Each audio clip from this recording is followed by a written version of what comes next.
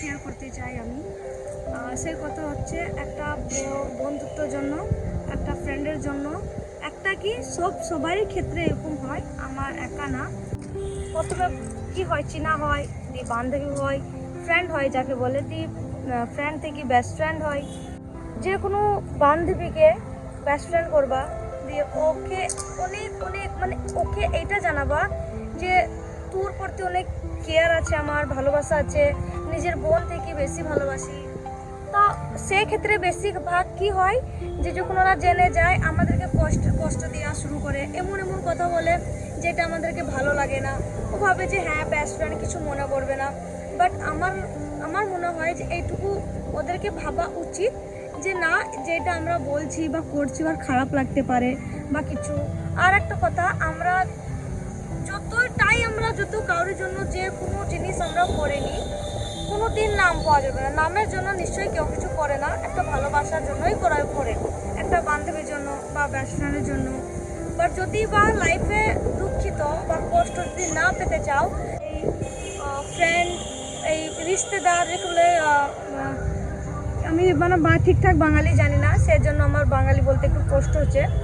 যেরকম বলে কি মানে লোকজন, বাড়ির পাশের লোক, বাড়ির লোক, কেউ কাউরি নাই, একমাত্র মা বাবা ভাই বোন, কেউ কাউরি না। সবাই নিজেরটাই আগে দেখে। যদি নিজের জিনিস যদি ঠিকঠাক না হয়, কেউ কাউরি প্রবলেম বোঝে না। তোমাদের নিজের লাইফে যদি কোনো প্রবলেম থাকে, কোনো বন্ধু বান্ধবী, বেস্ট ফ্রেন্ড, মামা চাচা, যাই হোক, কেউ বুঝবে না, একমাত্র মা বাবা ভাই বোন। এক সময় ভাই বোনও সাপোর্ট করে না। যাই হোক, যদি একটা দোষ হয়ে যায়, একটা দোষ হইলে তুমি 10টা কি 100টা ভালো কাজ করো জন্য, ওদের জন্য 100টা কাজ ভালো করো। একটা ভুল করো, তোমার ওই একটা ভুলটাকে মনে রাখবে, কিন্তু ও যদি যেই 10টা কাজ তোমরা 100টা কাজ ওদের জন্য করছে, সেইটা কেউ মনে রাখবে না।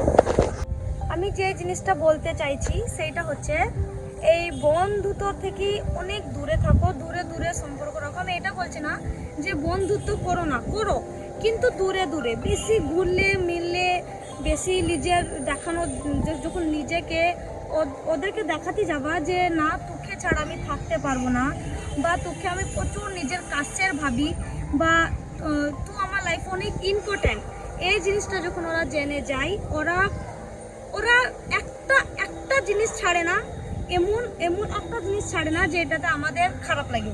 সব কথা এমন বলবে যেটা খারাপ লাগবে, আঘাতের ওপরে আঘাত। তা আমি একটা কথা বলতে চাই সবাইকে, তা নিজেরটা আগে দেখো। যে নিজেরটা আগে দেখতে শিখে যাবে, সেই কিন্তু এই দুনিয়াতে চলতে পারবে, নাহলে কেউ চলতে পারবে না। আর একটা কথা, না বলতে শিখো। আমার একটা জিনিস হচ্ছে কি, আমি কোনো সময় কাউকে না বলতে পারি না। একটু যদি কেউ ভালো করে কথা বলে দেয়, আমি ওইটাতেই গলে যাই। সেই জিনিসটা হচ্ছে প্রচুর খারাপ জিনিস। কি করে? কারণ আমরা যদি না, একটা মানুষ থেকে যদি বলে এখানে যাবা, আমাদের ইচ্ছা নাই, কিন্তু আমরা ভাবি ও খারাপ ভাববে, বেশ ঠিক আছে চলে যাই।